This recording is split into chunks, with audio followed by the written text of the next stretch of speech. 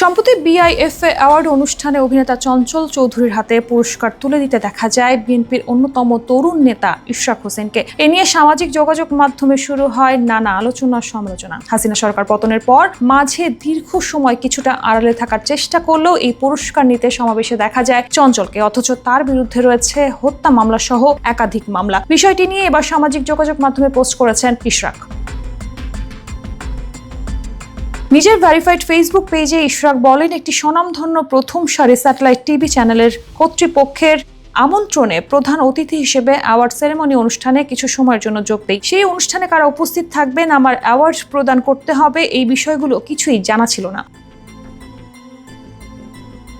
তিনি আরো বলেন, অনুষ্ঠানটিতে একজন অতি বিতর্কিত ব্যক্তির সাথে ছবি উঠে যাকে আমি আগে চিনতাম না এবং তার কর্মকাণ্ড সম্পর্কে ওয়াকিবহাল ছিলাম না। 2015 সালে দেশের বাইরে অবস্থান করায় তখনকার অনেক সেন্সিটিভ ঘটনা আমার চোখ এড়িয়ে যায়। তিনি বলেন, এটা আমার সীমাবদ্ধতা, আমার জানা উচিত ছিল। এই ছবিটি দেখার পর আমার অনেক প্রাণপ্রিয় ভাই ও সহযোদ্ধাদের মনে প্রচুর আঘাত লেগেছে। আমি সেটার জন্য ক্ষমা চাচ্ছি এবং ভবিষ্যতে আরো সতর্ক হওয়ার কথা দিচ্ছি।